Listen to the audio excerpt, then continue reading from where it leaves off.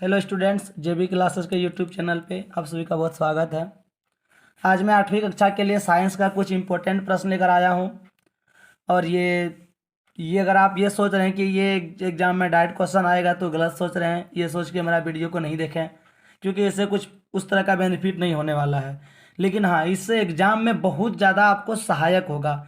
इसी से क्वेश्चन बनेगा। हम यहाँ पर एक प्रश्न बताएंगे, इससे 2 या 3 प्रश्न भी इससे बन सकता है। एक ही प्रश्न से हम ऐसा ही क्वेश्चन चुन चुन कर लाए हैं जिससे आपको कई प्रश्न वहाँ पे इसके द्वारा एग्जाम में सॉल्व हो सकता है। यानी कि अगर हम अपनी भाषा में, सिंपल भाषा में कहें तो ये प्रश्न हम इसलिए बनाए कि आपको एग्जाम में ये सपोर्ट करेगा। इसमें हम किसी किसी चैप्टर को, पूरा चैप्टर को रिवाइज करवाने का प्रयास किए हैं। ठीक है। और ये कह सकते हैं कि इस तरीके से हम जैसे कराए हैं, अगर 1-2 सेट और लेकर आ पाए आप लोग के बीच हम, तो फिर एक भी प्रश्न ऐसा नहीं मिलेगा एग्जाम में जो इससे बाहर हो जाए। ठीक है, चलिए देखते हैं। तो पहला प्रश्न है, कोशिका द्रव में पाए जाने वाले कोशिका अंगक के नाम क्या है। हाँ बच्चों, एक बात और बता देना चाहते हैं कि इससे पहले भी एक वीडियो हम अपलोड कर चुके हैं, जिसका लिंक इस वीडियो के डिस्क्रिप्शन में मिल जाएगा आपको। ठीक है, तो उसको भी देख लेंगे, क्योंकि उसको नहीं देखेंगे तो फिर ये समझ में नहीं आएगा, क्योंकि ये उसका सेकेंड पार्ट है। तो फिर यहाँ प्रश्न था कि कोशिका द्रव में पाए जाने वाले कोशिका अंगक के नाम क्या है। तो कोशिका द्रव में बच्चों क्या क्या अंगक पाए जाते हैं। तो माइटोकॉन्ड्रिया पाए जाते हैं, गोल्जिकाए पाए जाते हैं, राइबोसोम, हरितलवक तथा राजधानी। इसमें देखिए एक प्रश्न में हम कई आंसर लिखे हुए हैं, जिससे क्या होगा कि इससे भी अलग अलग क्वेश्चन बन सकता है, अगर आपको याद रह गया तो। फिर है, सबसे अधिक आघातवर धातु का नाम बताएं। तो सबसे अधिक आघातवर धातु जो है सोना है, फिर चांदी है, फिर तांबा है। यहाँ पे हम तीनों का नाम बता दिए हैं। ठीक है, फिर यहाँ पर है, अच्छा एक बात बच्चों, यहाँ पे आघातवर्ध का मतलब क्या होता है ये भी हम बता देना चाहते हैं। तो जिसे किसी चदरे को पीट कर उसको फैलाया जा सकता है, तो फैलने के इस गुण को ही आघातवर्धनीयता कहते हैं। ठीक है, उसके बाद है कि एक ऐसी धातु का नाम बताएं जो द्रव अवस्था में पाया जाता है।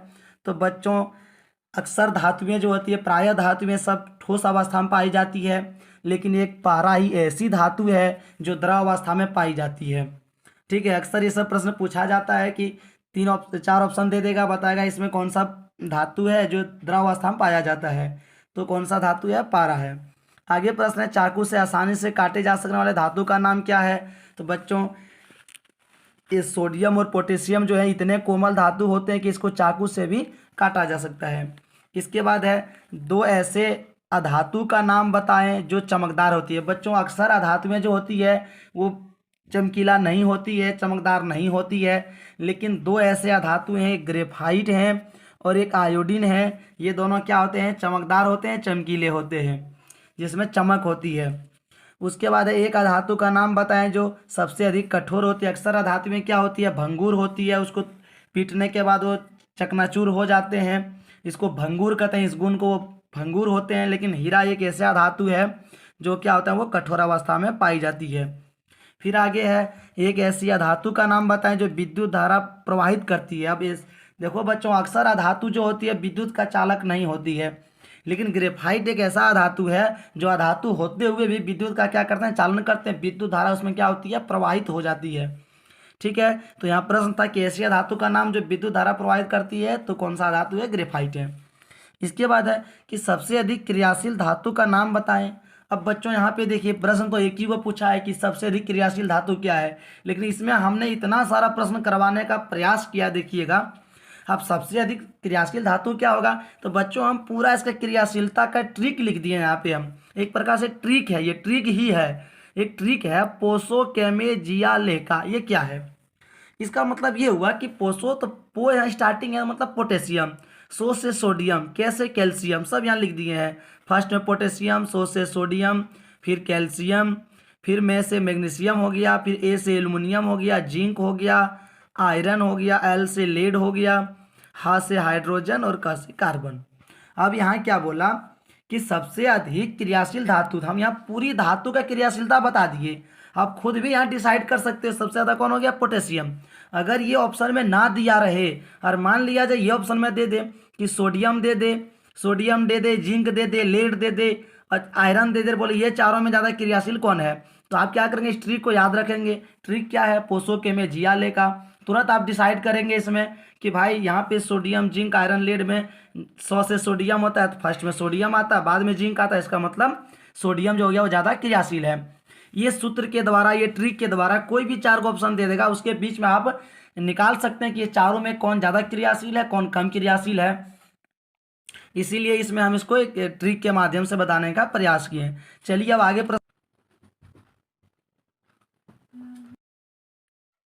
अब जो अगला प्रश्न है, उन धातुओं के नाम बताएं जिन्हें तेल के अंदर संग्रहित किया जाता है।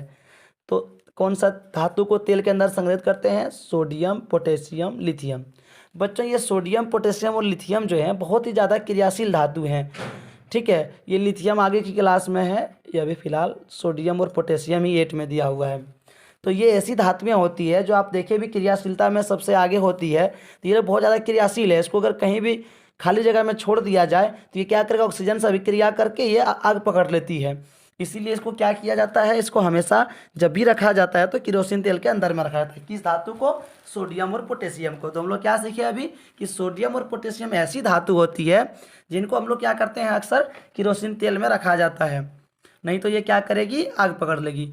आगे है, सूक्ष्मजीव मृदा की उर्वरता की वृद्धि कराने में किस विधि का प्रयोग करते हैं? बच्चों सबको ही सुने होंगे कि सूक्ष्मजीव जो होते हैं हमारे लिए बहुत उपयोगी होते हैं। वो क्या करते हैं, मृदा की, मिट्टी की उर्वरता को बढ़ाते हैं, मतलब उसकी वो जिससे वो ज़्यादा उपज हमारे वहाँ फसल का हो, उस पावर को बढ़ाते हैं। तो वो किस विधि का प्रयोग करते हैं? तो वो क्या करते हैं, नाइट्रोजन का स्थिरीकरण करते हैं, मिट्टी को पोला बना देते हैं वो।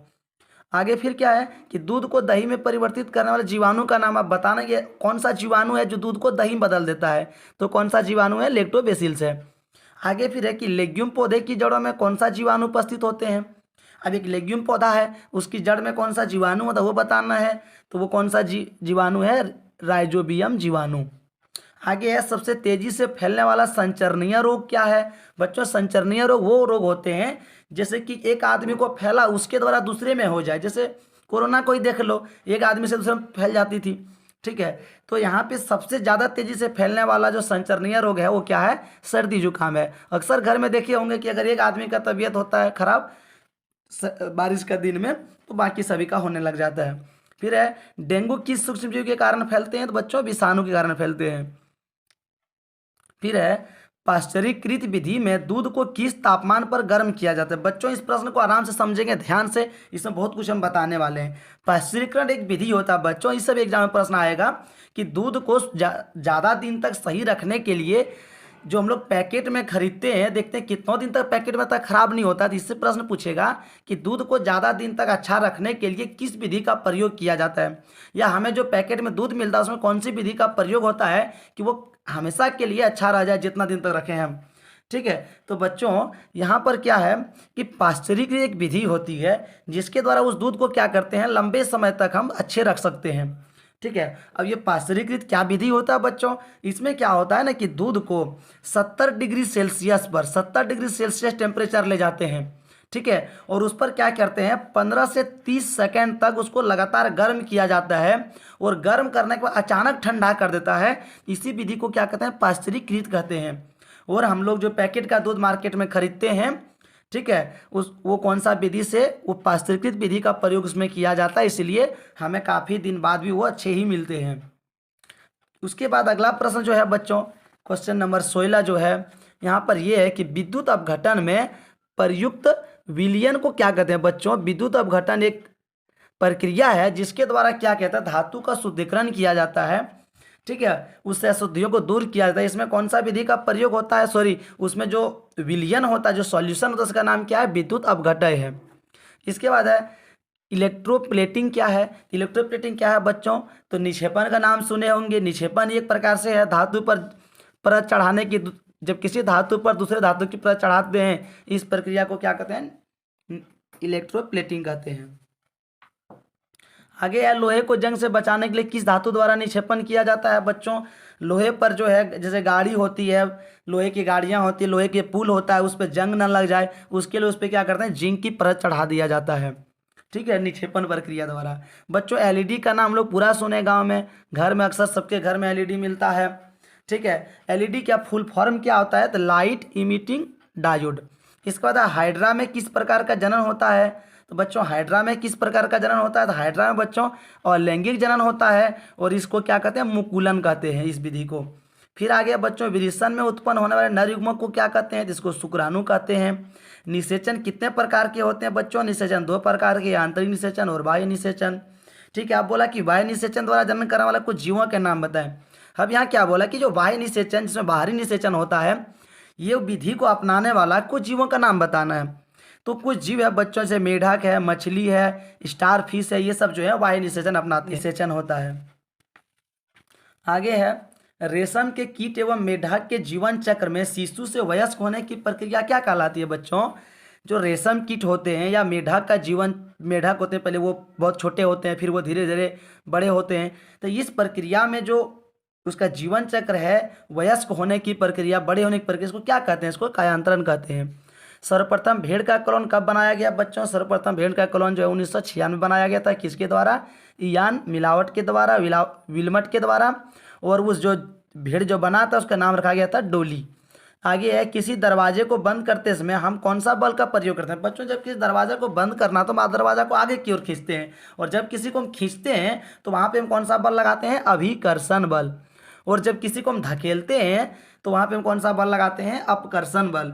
जैसे अलमारी का दरवाजा अगर हम बंद करेंगे तो उसको धकेलना पड़ेगा, तो वहाँ पे कौन सा बल हो गया, अपकर्षण बल। लेकिन घर के दरवाजे को जब बंद करेंगे तो वहाँ पे कौन सा हो गया, अभिकर्षण बल। जब दो वस्तुएं एक दूसरे पर बल लगाती है तो इसे क्या कहते हैं बच्चों, जब दो वस्तुएं एक दूसरे पर बल लगाती है इसको अनुन क्रिया कहते हैं। मतलब ये दोनों एक दूसरे पर क्या करती है, बल लगाती है, क्रिया करती है। आगे किसी वस्तु की स्थिति को परिवर्तित करने के लिए कौन सा बल का प्रयोग करते हैं। मतलब ये है बच्चों की कोई वस्तु अगर गति अवस्था में है उसको विराम में लाना है, विराम अवस्था गति में लाना है, तो यहाँ कौन सा बल लगाना पड़ता है, यहाँ पे हमको असंतुलित बल लगाना है। अब जरा हम यहाँ पे बता दें असंतुलित बल क्या होता है। तो बच्चों जब कोई वस्तु है, मान लिया जाए एक वस्तु है, इसको कोई आगे की ओर खींचेगा 5 न्यूटन से, इधर भी कोई व्यक्ति खींचेगा 5 न्यूटन से, तो वस्तु कहीं भी नहीं जाएगी। मतलब वहाँ पे क्या हो गया, संतुलित बल हो गया।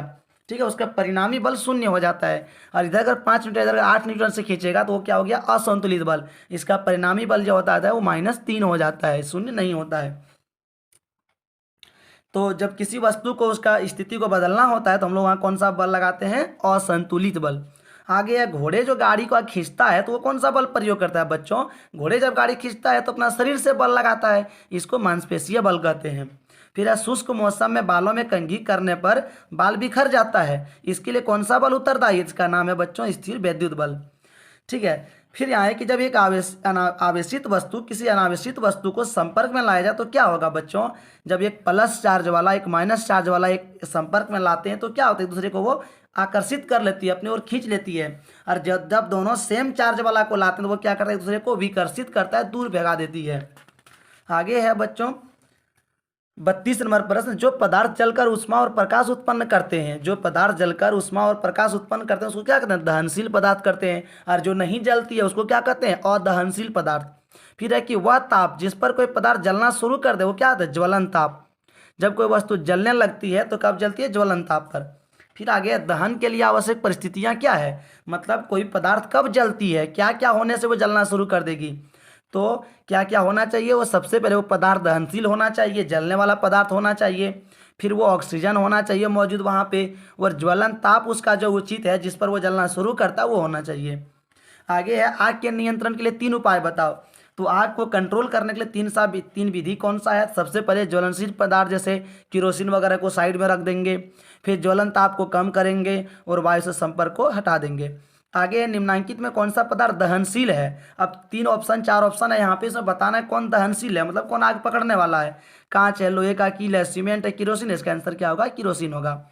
फिर आगे है किसी पदार्थ के दहन का पोषक पदार्थ क्या है। अब यहाँ पे 4 ऑप्शन दिया हुआ है, इसमें कौन है जो किसी पदार्थ का दहन के लिए पोषक पदार्थ है। तो कार्बन, जल, ऑक्सीजन, कार्बन डाइऑक्साइड। बच्चों यहाँ पे ऑक्सीजन है जिससे कोई पदार्थ आग पकड़ती है। फिर है खाना पकाने के लिए सबसे अच्छा ईंधन कौन सा है। तो खाना पकाने के लिए सबसे अच्छा ईंधन कौन सा है, यहाँ पे एलपीजी है। इस तरह बच्चों हम अक्सर प्रश्न लेकर आते रहेंगे आप लोगों के बीच में। अगर आप मेरा वीडियो चाहते हैं ऐसे ही लगातार तो मेरे चैनल को सब्सक्राइब करके रख लें। और अगर हमारा मेहनत आप लोगों को अच्छा लगा होगा तो वीडियो को लाइक ज़रूर कर दें और शेयर कर दें ताकि दूसरे बच्चों को भी इसका फ़ायदा मिल सके। ठीक है, मिलते हैं एक नई वीडियो में। जय हिंद।